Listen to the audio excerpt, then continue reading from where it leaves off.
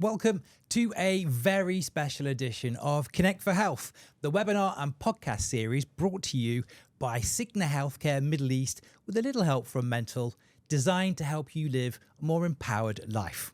I'm Scott Armstrong, I'm the founder of Mental, and as always, I'm joined by my fabulous co-host, Mesa Al-Kafaji, the Head of Government Affairs and Strategic Communications at Cigna Healthcare. Today, we're discussing something very, very close to my heart, the UAE edition of the Cigna International Health Study 2025. For the past 4 years, Mental has authored the UAE edition, watching this country's well-being story evolve year by year. And what a story it is. As a time when well-being globally is softening, the UAE continues to rise. Vitality is up, well-being is up, mental health is up, optimism up. It is remarkable, and it reflects a national focus, both from employers and a culture that genuinely prioritizes well-being. But balance matters too, because while the UAE is thriving and making extraordinary progress, modern pressures remain. Stress, overwork, loneliness, financial worries, and it's clear that progress and pressure coexist.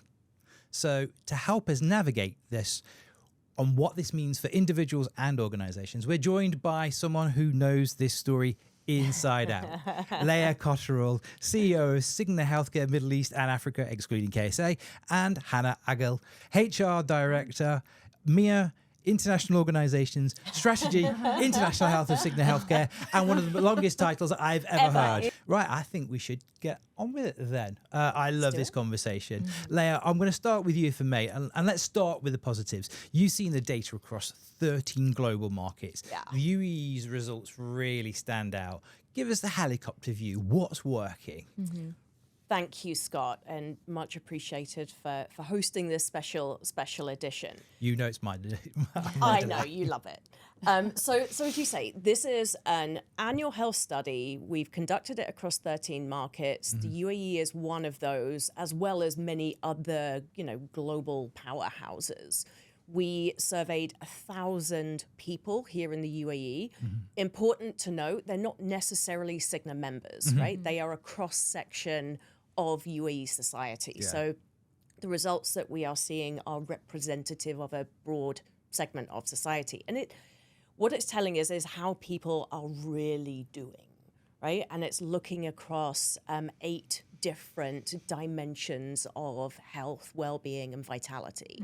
So what comes out of the study is we get a well-being index, and we also get what we call the Evernorth Vitality Index, which is a very specific measure, which I like to think sort of helps us understand sort of what's going on in communities and societies and the sort of resilience against all of those different dimensions. I think it's fair to say that overall, there's been really positive progress here in the UAE. There's still some tension points, right? And that's not going away. We have seen overall well-being at 70, which is up, and that compares to a global number of 41. Wow. So there is a big difference there. A huge difference. Yeah. And then if we look at the Vitality Index, we're running 73.3 for the UAE against a global number of 63.2, I think it was. I know you're Mr. Stato. You'll be able to correct me, I'm not going to call you out on that one. So as you look at both measures, we are up on 24, and we are well ahead of our sort of global counterparts. And this comes at a time when that global one is actually just drifting downwards. Just not a tad, hugely, but it is going south. Yes, they're going in the north. wrong direction as a global community. Yeah. And so what sits behind it, right? I think you used the words a little bit earlier around sort of, I think it was progress with pressure. With pressure, that's right. So stress is still out there as being a key feature, right? So 89% of people telling us that they feel stress. What's underlying that this year is really coming out as a feature is financial well-being is a struggle. And we'll delve into it in a little bit more shortly, I think. But, the impact on women as well, and the consideration of family finances has come out as a big point. We're still seeing loneliness, right? That was a feature that sort of crept in during COVID, if you remember, but seems to have particularly persisted in the UAE, whereas other locations it's sort of it's dialed back a little. Can I just pick a point on what Leah just mentioned? And it's really interesting because just of my own accord, just going through, there's so many different platforms out there that talk about different elements of well-being. And it is true that there seems to be this surfacing of financial well-being. And whereas before it wasn't there as a box, I've noticed it more and more. It's come across a few kind of like discussion points, a few themes when it comes to overall well-being as well. I also wanted to ask Leah about comparatively what we were talking about with the insights and the statistics for the vitality as well as overall well-being. What do you feel makes the UAE different comparatively when we're looking at the global statistics? Why is there, that progressive, that increase, and how that is also a little bit counterintuitive to what we were also going to touch upon later on with the loneliness and so forth? I mean, I've been here nearly 18 years now, and I know most of you all. Yeah, many of you have been here a very long time. Mace has been here a bit longer. I'm not calling you old, just to be clear. No, of course not. But you can, though. I think we have a unique cross-section of society here, right, in terms of people being here.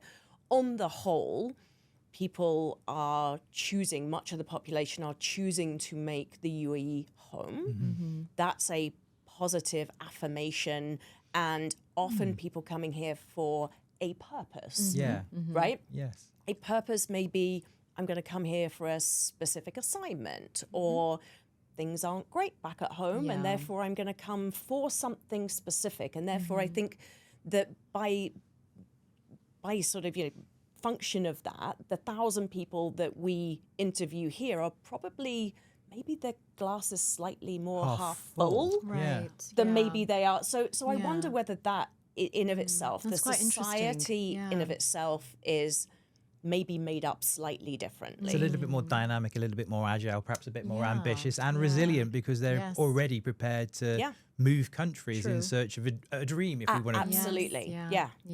Yeah. So I think that I've always felt that is something about this country that makes us unique. And then if you pile on top of that a government and emirate level governmental departments that are prioritizing wellness and happiness. And investing in, if you just think we're just coming to the tail end of Dubai Fitness Challenge, for the month of November, there's been runs and bike rides, and just look around the city. I mean, the city is investing in well-being, right?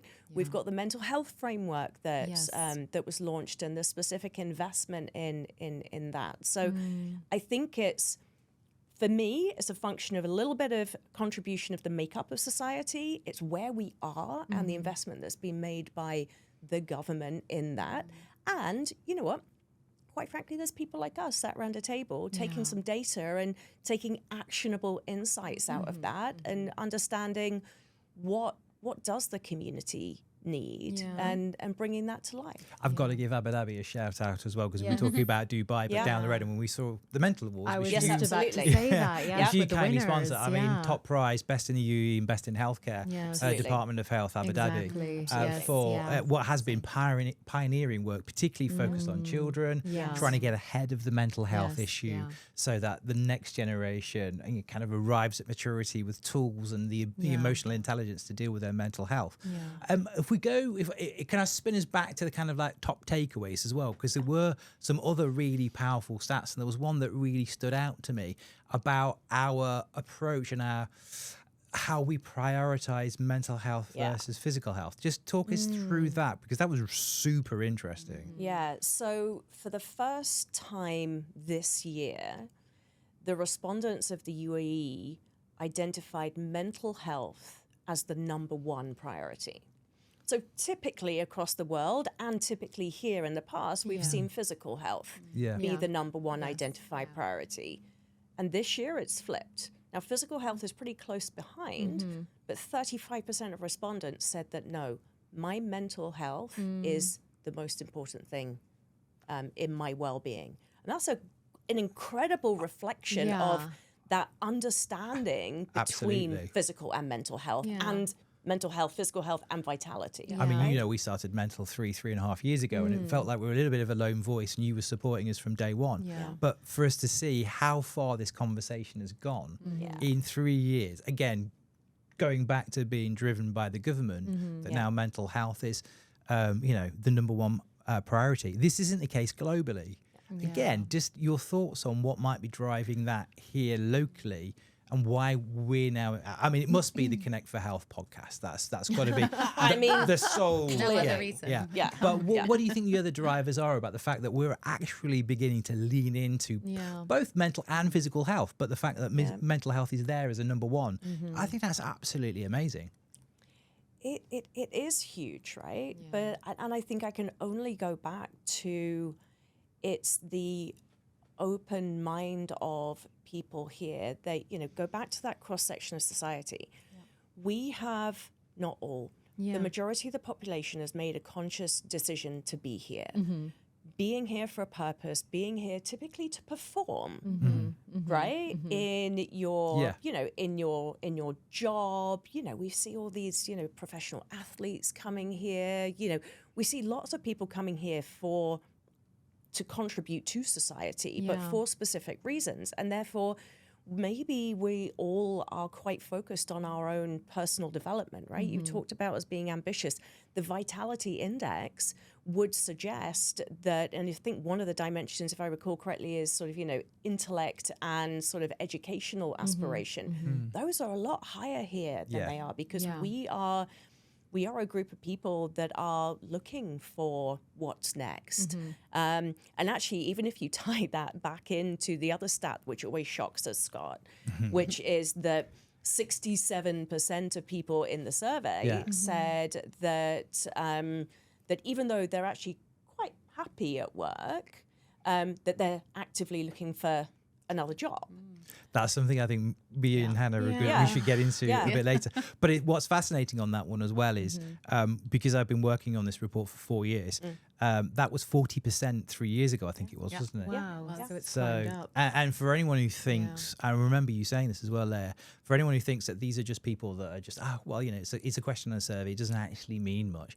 I think you went back and found that at least 50% of the people. That's right. 50% of the people who said they were looking for a job actually went off and found another job. And there was even a stat a couple of years ago that said that quite a few people were opting out of the formal workforce, if you like, as well as that. But I think that stat in of itself, or those two stats combined, gives you a sense of people's investment in themselves, their personal development, their self-awareness. And maybe that's where mental health comes in as being so critical, right? Because if you're going to do that, you've got to know yourself, and you've got to be able to manage the inevitable stress. 89% of people say they're stressed, and yet we're performing, you know, ahead on many of the other, all of the other metrics, right? I mean, so this friction is like this.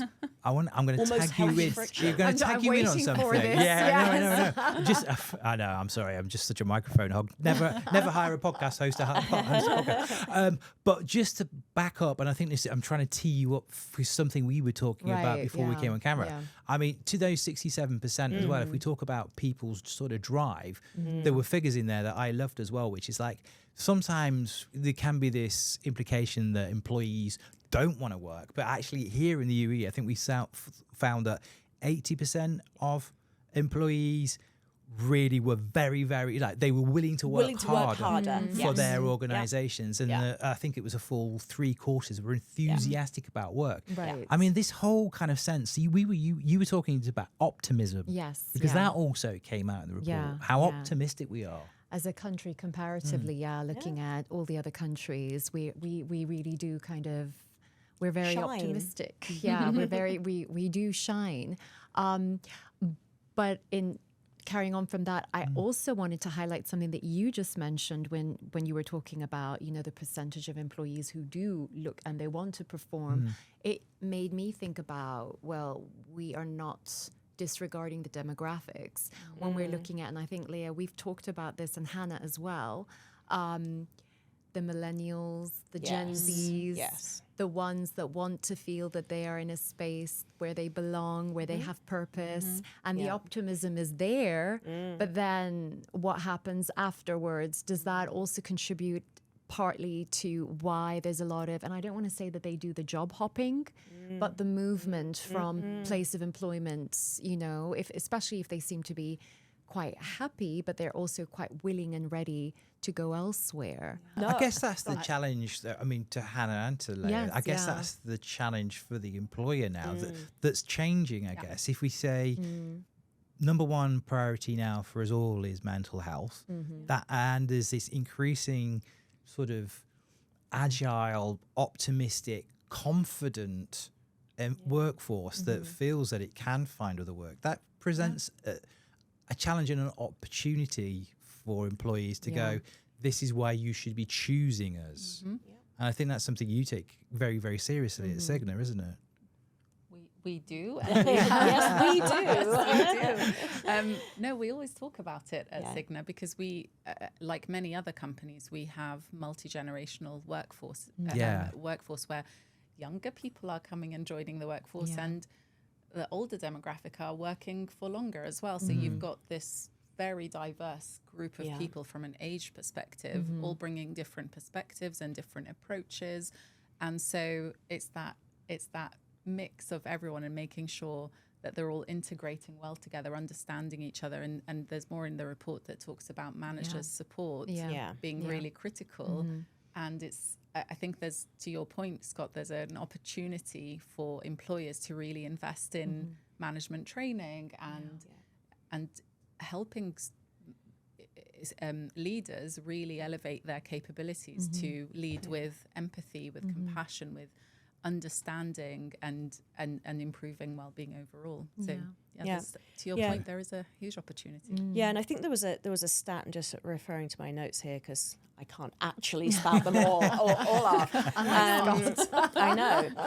But on that point about this multi-generational thing, and we've talked about this a lot as our workforce has been evolving. The stat from the report is that 53%, and I'm going to say only, right? Only 53% of respondents feel understood by their manager.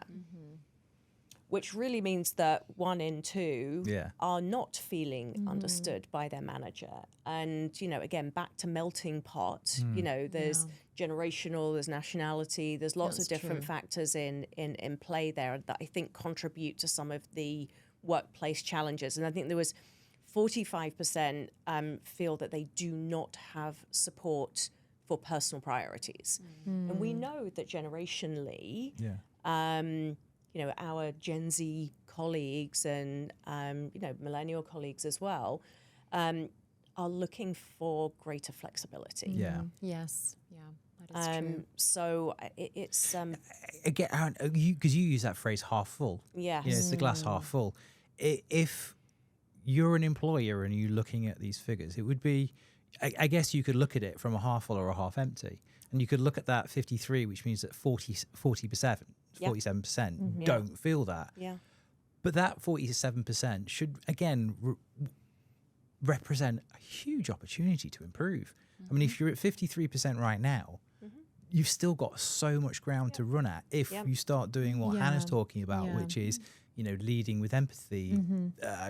Your advice to employers around that is it these figures are a bit of a wake-up call, not just for the kind of the uncomfortable stats, but actually they're there actually room for improvement? This is exciting because you've got the potential to grow in these spaces. Yeah, and let's face it, Scott, when we got these results this year, we could look at it on face value and give everyone a pat on the back and say, yay, great, everything's going in the right direction. But you do need to look at those nuances. You need to look at the generational dynamics that we've spoken about. You need to look at the gender dynamics that we've spoken about as well to really identify that true story. And I think that, comes back to one of my favorite phrases, which is, employers understanding that one size doesn't fit all. Yes. Right? And it is really about getting underneath what, demographics and sort of different groups of our workforce really need from us, and having an employer value proposition that speaks to that. I know I'm jumping ahead, but it's one of my favorite stats, so I'm just going to go with it. Okay, Go with it. Our planning has gone out of the. It's gone. It's a conversation. It's gone. It's a It's conversation. okay. Conversation.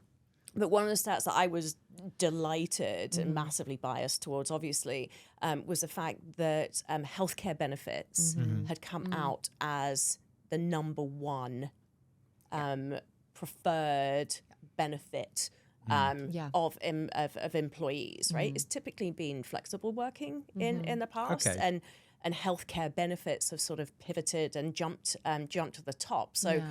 Rather than it being a nice to have as something that's associated perhaps with a multinational, nice fluffy multinational employer, it's really starting to become a must have. That kind of feels in line with that.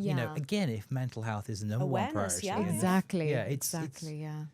You talked about Gen Z. And again, and we've spoken to this quite a few times, particularly you being a mother.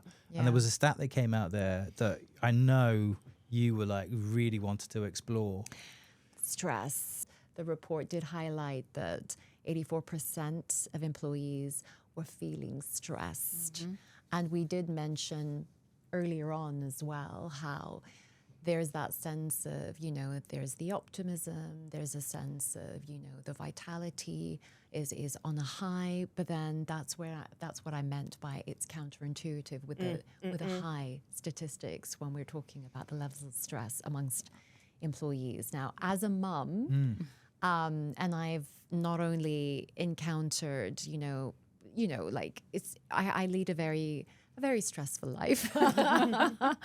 But then knowing that when I look at my children, I have two boys and a girl, but I'm just thinking about, well, what does this mean for them looking into the future? Because they've got the whole trajectory. They've got, coming up close to finishing school for one of them, but then university life and then employment life. And where do we see this going? What's the trend? What's the direction that seems to, and how do we address this increasing stress? Yeah.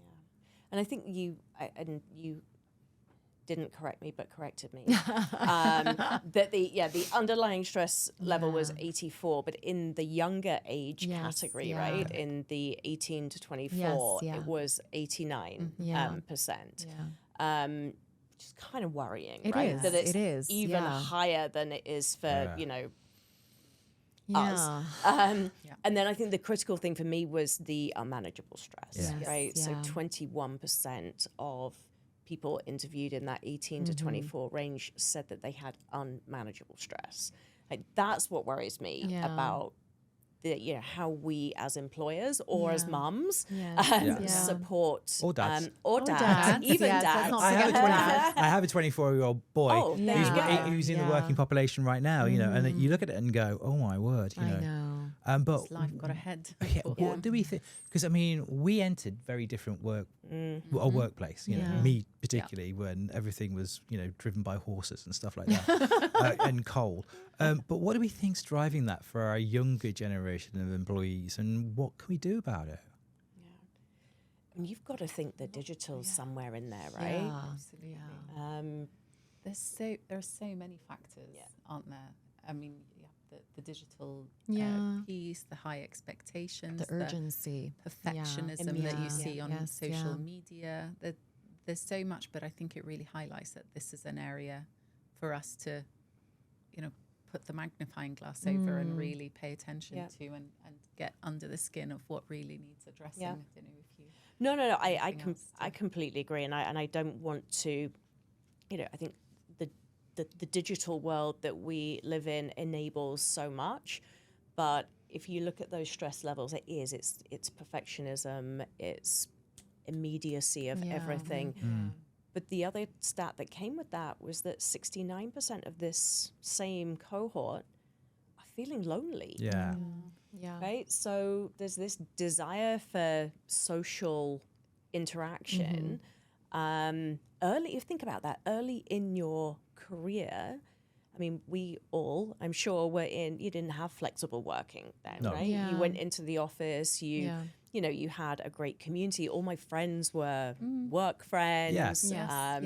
You went out at lunchtimes, you went out in the evening. It was a very social. Boy, did I. It's true. It was a very sociable period Yes. of life, and the workplace has changed. And then you overlay that with these digital elements. I think I mentioned this, Leah, yesterday when we were having a conversation, that sometimes it's a sense of, the hybrid working is amazing because it allows for what we aim for, which is that work-life balance, the ability to, as a parent, for example, be present on certain occasions, but still being able to, fulfill your deliverables. But in some way that also plays into that disconnect. Yeah, that loneliness. Yeah. And I am definitely not a millennial or Gen Z, but no.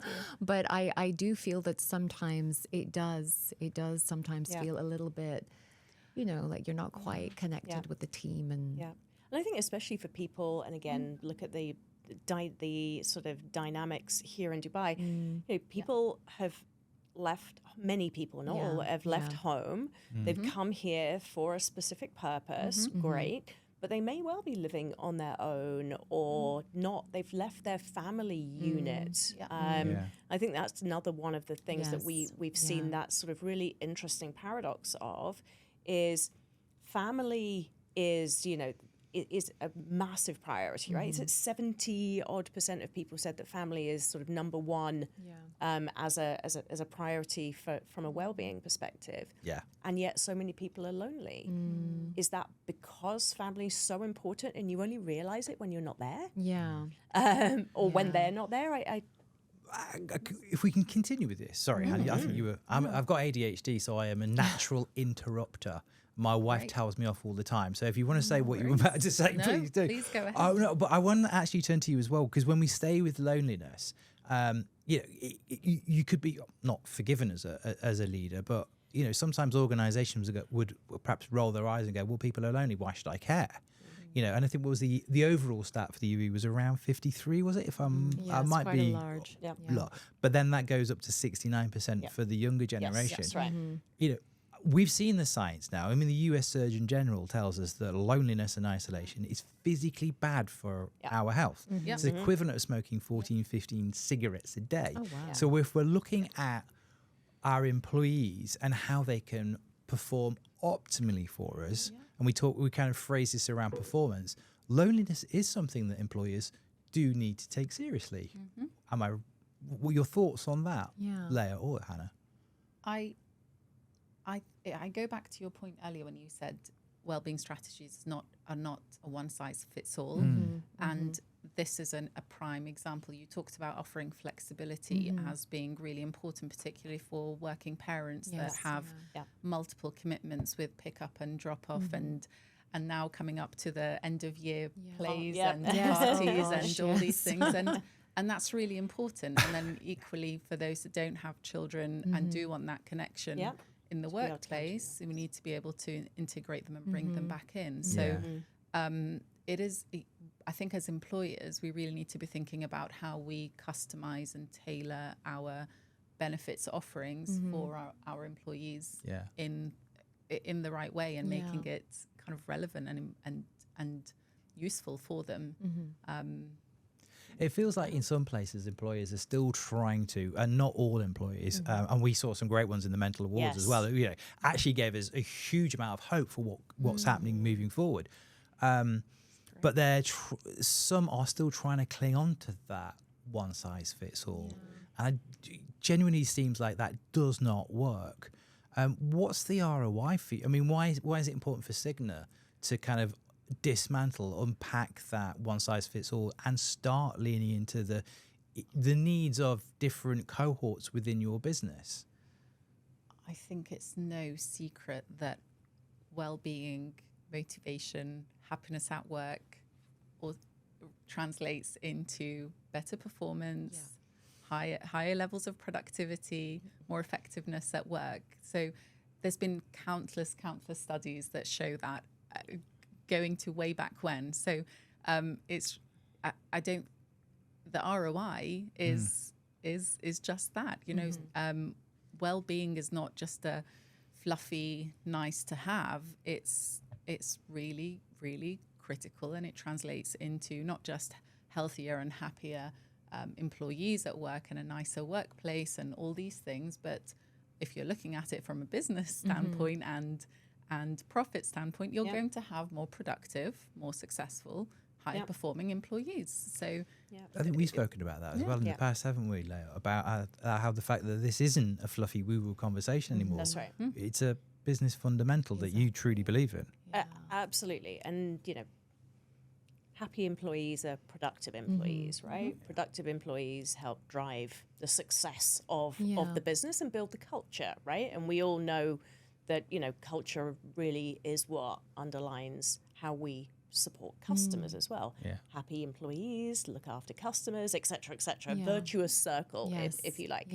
But look at some of the and actually we don't do a very good job of it in this part of the world. Correct me if you think I'm wrong, because from your experiences, but we don't measure, as employers, including Cigna, we don't measure the indirect costs or even the direct costs of sickness or absence or lack or lower productivity or anything. So in the survey, I think it was 39% of people said that they'd taken time out of work for physical symptoms, and 31% were saying that they'd taken time out of work for mental health issues. Then I think if we go back to a conversation that we were both part of the GCC Menopause Summit a month or so ago, and again, this plays to why one size doesn't fit all. I think the stat there was something massive, like 79% of women in sort of perimenopause and menopause were having to take time off work because of menopause symptoms. So if you treat Gen Z the same as perimenopausal women, you're not going to give either of them the support that they need. Right? So making sure that you have tailored support programs meeting the needs of those cohorts within your business is critical. And honestly, I always think one of the most powerful things that we've done is talking to employees. Right? Do you know what? I mean, it sounds like a silly thing, doesn't it? Like, really? But tell me more about how you talk to your employees, because...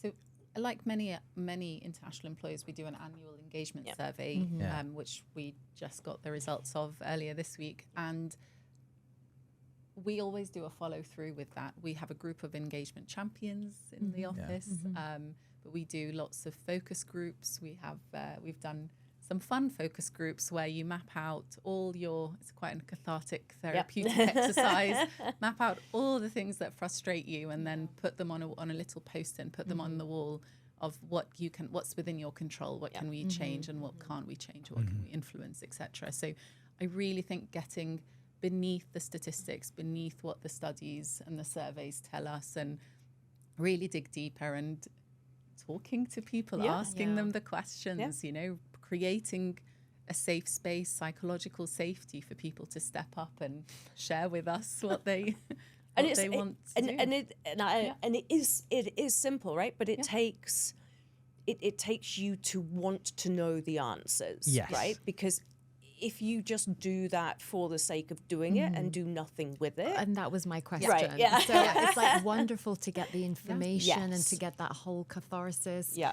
But then the Follow question through. is what happens So after? what? Yeah. I guess as some organisations, it's difficult to guard against the bias where, you know, you're looking for confirmation bias that you're brilliant rather than looking for the opportunities to support. Yeah. You're looking at me. You are my muse as always. I was Mesa. just wondering, is there something that you wanted to say? No, you were my muse. I was just thinking about the next question. Oh, right. Oh, okay. Yeah, no. But I was waiting. No. I was waiting because we had touched upon the whole aspect of menopause, perimenopause, and female employees. And it was like, you know, just waiting for us to kind of get the opportunity to ask.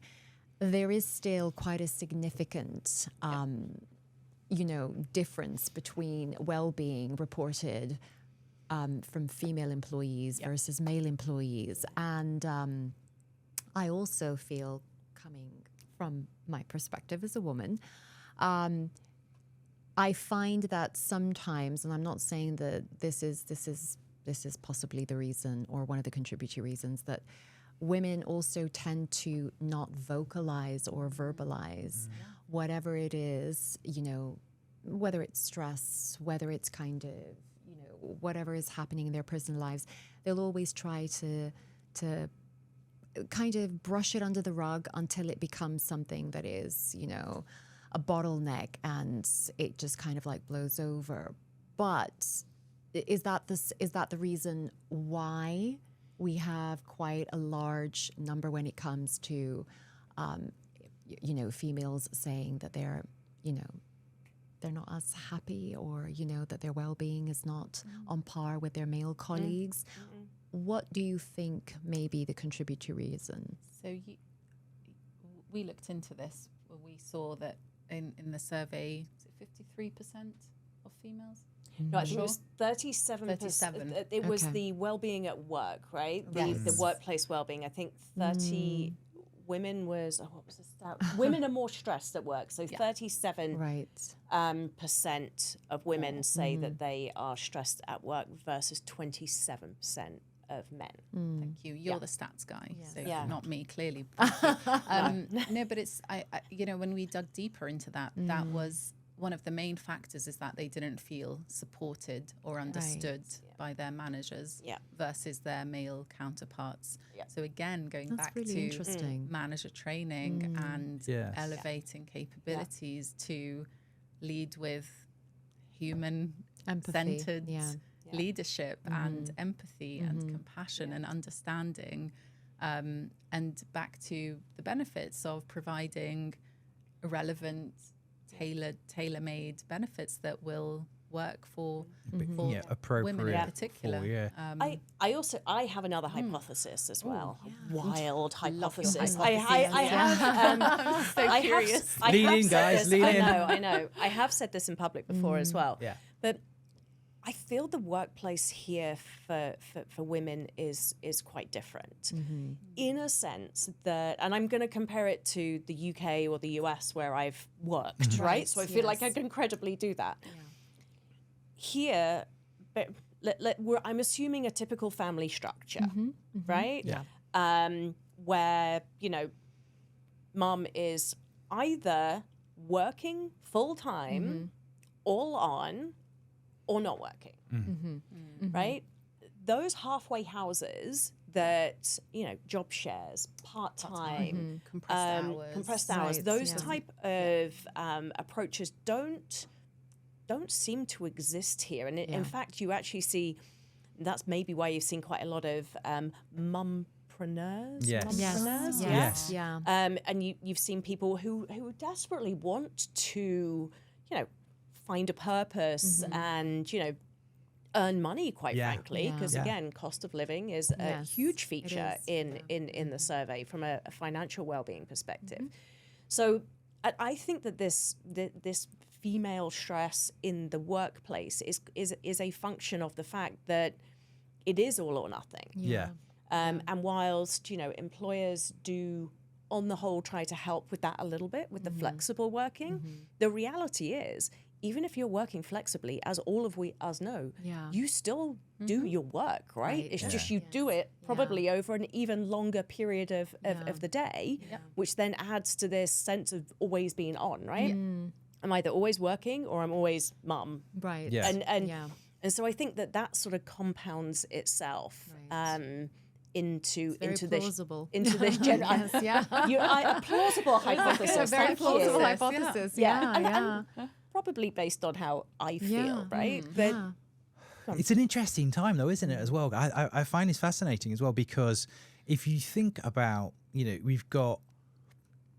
we're evolving from a kind of generational viewpoint and a systematic viewpoint in which women weren't as empowered or as recognized as being the talent leaders that they are. And that's gradually changing generation by generation. And we've seen actually in this, we've seen in the UAE and in Saudi Arabia a huge rise in the, talent and the appreciation of what women, are a vital part of the workforce. And at the same time, you've got this, we've never been more aware, even as a dad, that kind of parental guilt. And we're perhaps one of the first generations, or right now, is where we really know that we're missing out at the same time, because our time's so precious. So it's a real, this is kind of like a time of change on lots of different things. Let's bring this, if we can bring it back to the economic argument for businesses as well, because I wish all business leaders would look at your stats and just recognize this is the right thing to do. But particularly, again, around women, I mean, when we were talking about the menopause and that menopause summit, at Mental, we did some calculations about the potential economic cost of ignoring your talented women who are either in perimenopause or menopause. And, if you look at here in the UAE, because general disengagement could potentially cost us up to $42 billion a year, $24 million per hour. But within that, you've got a population of around 10% here that might be up to 20%, but 10% of your workforce are in that space, or are going through that life change and living with it. So you're not going to optimize for 10 to 20% of your workforce. And that's $4 billion on the table there that you could be losing out just by... No, again, I love what you said about listening to your employees and asking what they need. Yes. How do we get employees? When does the penny drop? Is it now?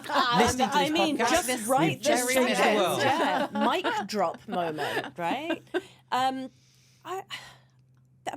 Let's be fair. There are very many employers out there who have this mindset, right?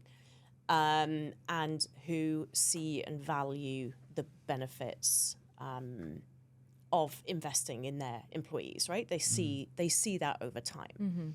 It's difficult in some segments of industry, right, where it's it's short term.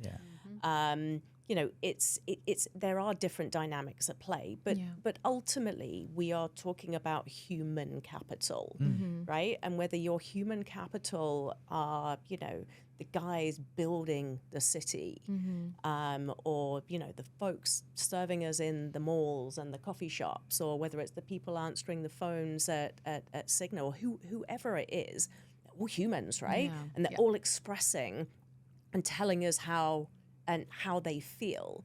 I think the more we can bring that humanity to the table and really strike that right cultural balance. We work for a Fortune 15 company. Yeah, we're 13 now. Oh my God, Stato. Wow. Right? Just Yes, now. I was gonna say. Recently. Very recently. Fortune 13. Wow. But we work for a company who has who has a very clear purpose, right? We have, we have financial obligations to our shareholders. But we also understand that by looking after our people, we ultimately look after our customers and we look after our shareholders all in one go. And I think every industry segment needs to find their connection point, if you like. And it's got to be valued by customers, right? We know that our customers value quality and service and the brand that we bring forward, and so we invest in our people to fulfill that promise. Yeah, it's that balance of high performance with high support. Yes. Yeah. Every business will have targets and objectives and financial ambitions, deliverables. That's not going to go away. No. And high performance is required of employees, but that always needs to be coupled with high support. Because if you put the pressure on with lots of high performance requirements, but no support, That's true. that's when you get burnout. And that's when people become disengaged and cost the economy billions of dollars of not doing any work. And I feel that none of this happens in a vacuum as well, because we need to understand that we're looking at, collectively what employment looks like across the region. And we're looking at, well, not all employers act in a similar way. You'll have employees who have been conditioned because the culture in their previous organization required them to probably not speak, not Yep. not even, because they'll see it as a vulnerability and weakness as well. If they wanted to some degree disclose, what their mental well-being, what their overall well-being was like. So I feel that none of this also happens in a vacuum. Yeah. And that's True. also something to consider.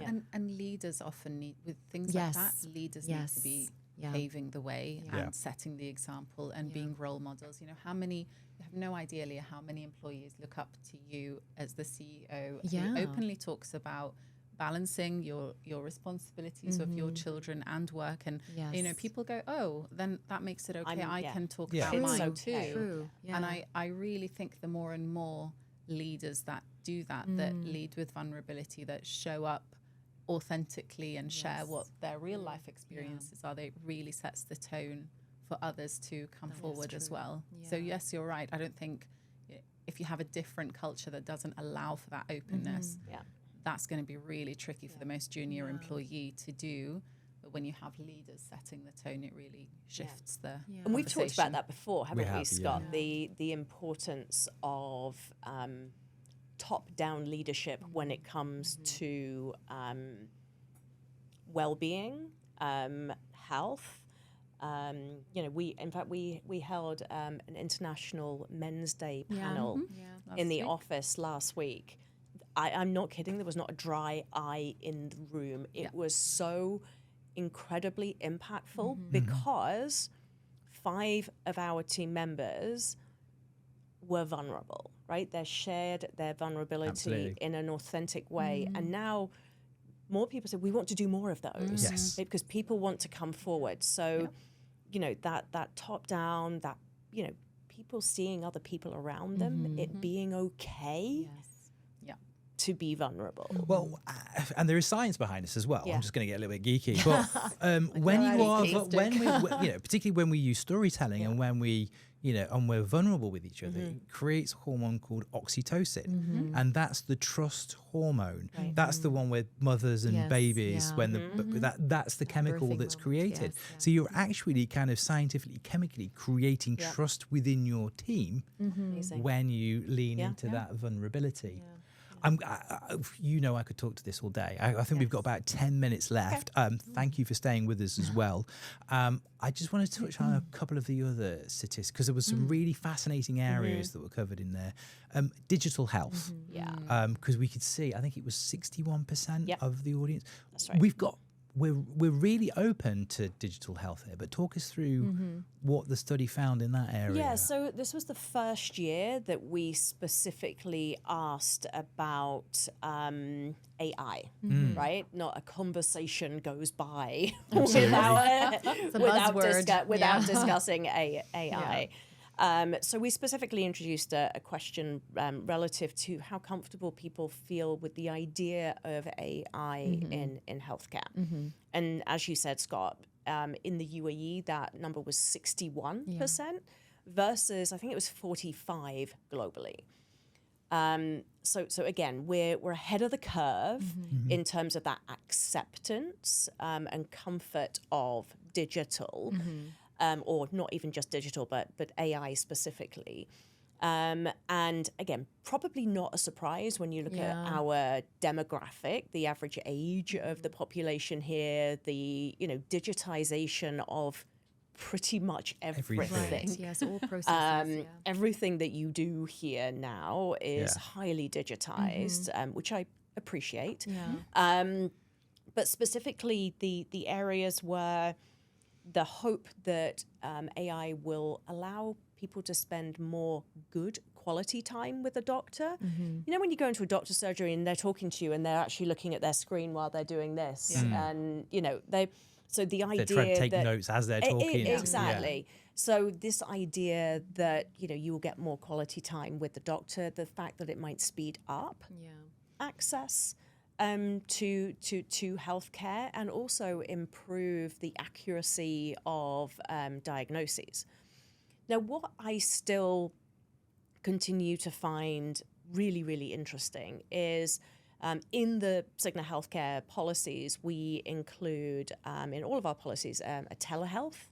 So pick up the phone 24/7, free, no charge whatsoever to speak to a doctor.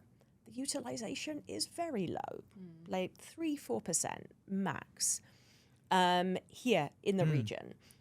Equally, we all, you know, employee assistance programs, right? So, you know, the ability to connect with a psychologist or a counselor, again, 24/7, completely confidentially. The utilization is very low.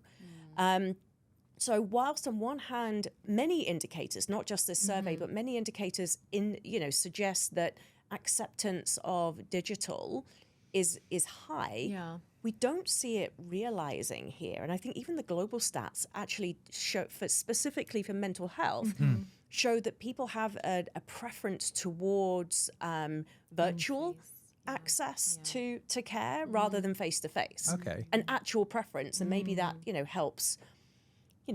helps break down barriers, like it's more comfortable to do it with a little bit of distance to sort of, break down that potential sense of stigma or whatever it is that's going on. So I've reconciled in my mind that here for the UAE, for telehealth, so the pick up the phone to the doctor, is so easy. There's so great of a supply of healthcare here that actually maybe it's just as easy to go and see a doctor, even though it really isn't, because all you need to do is pick up the phone. But there's that trust word in there as well, right? Is that where you were going? That was absolutely where we're going. Like, wow. You can tell we were. You're in sync.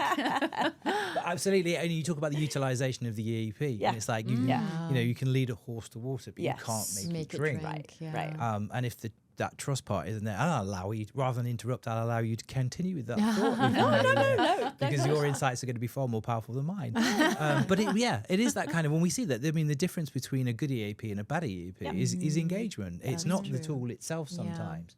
I mean, you are right about the healthcare as well. I mean, I'm from the UK, and if you think about trying to go to a doctor's surgery in the UK, if you can get an appointment versus the 5-star hotels that are virtually all our hospitals there, I mean, it is brilliant. But so I suppose that is a discouragement as well. But I suppose our only hope is that the increasing traffic makes it more of a, I think I'll do it virtually. But I think you're right. But I think I do think that trust does need to build, right? For how many years do I remember, like my mum would never order things online. Didn't trust it. Yeah, online shopping here, actually, because I remember when we were writing stories back for a newspaper when I first arrived, and actually there was a great distrust of online shopping when it was first here, particularly with the address system and all that sort of thing. But now, come on, like... It's like a blink of an eye. I'm amazing, really, stores still open. We've got 5 minutes left. Mesa, I'm going to give you the opportunity to ask a question because I'm a real microphone hogger. Well, you're not, and it's all been very valid and relevant. But I think what I really would like to ask, though, is from when we were talking about, and you just agreed on the element of trust. If I was to take it back, when you're looking at it from an employer-employee perspective, and I maybe would want to address this with Hana, you'd think it's a given, like how important trust is in that relationship. But, I've heard stories from people in different settings where that was also one of their main reasons for perhaps leaving, not sticking around, the lack of transparency, that lack of trust. So it's not only within like a, a provider, setting with a patient. It's also from an employee perspective. How important is trust? Super important. No, you touched on the chemical changes in the brain, but that definitely translates at work. And I touched on psychological safety before, but it's really, really important of how you create a safe space for employees to make mistakes and not be punished for them, or learn from those mistakes, using them as opportunities. I really think there's a huge opportunity for leaders to step up in this space and, again, lead by example, and even put their hands up when they themselves make a mistake, or something as simple as that, or welcoming new ideas, asking the questions first rather than jumping in and telling people what to do, starting with how are you, and really listening to the person and how they're feeling, rather than where are you with this task, and tell me what you're up to there, and jumping straight to action. So there's a lot I think employers can do to, again, enable managers and support managers to show up in that way and create that safety. I'm going to leave the mic drop moment to you, Leah, as the clock ticks down. Give us one practical step that employees could take tomorrow that could meaningfully move the needle on well-being. Just one. Wow. Well, he can give us more than one, but I mean, I'm sorry, I'm gonna go back to talk to your employees, right? Yeah. So, in the past we've talked a lot about raising awareness and education. And that's equally important, but that I think comes after talking to people. I mean, honestly, it was one of those aha moments last year, right? Last Christmas town hall, or end of year town hall, sorry. End of year town hall, Hana ran a session with the Post-it notes and the sphere of influence and the start, stop, continue. And we took that next level of, you get your employee engagement, not everyone, but you get, as a multinational company, we get employee engagement survey results, which give us an indicator. But it's a bit like looking at the high level well-being scores on this. If you just look at it at face value, it doesn't really tell the story. You need to double down and understand what sits really behind it. And I think the only way you do that is either, very purposeful, proactive steps like that, and or you have a management layer who is listening, right? Who wants to listen, who is asking the right questions. And is listening and bringing that information back so that we can really do something about that as an organization. But I think there's an adage of people don't leave companies, they leave managers. That's true. Right? That's true. Reinforce that. 67% of your people are actively considering or looking for another job. Right? That tells us that, that is human capital that we could lose, and we've got a great opportunity to keep it, because 80% of them are telling them they're actually also willing to work harder for us. So maybe if we just give them a couple of extra reasons to stay, and one of those things, what do people love more than anything? Being heard. Let them be heard. Amazing.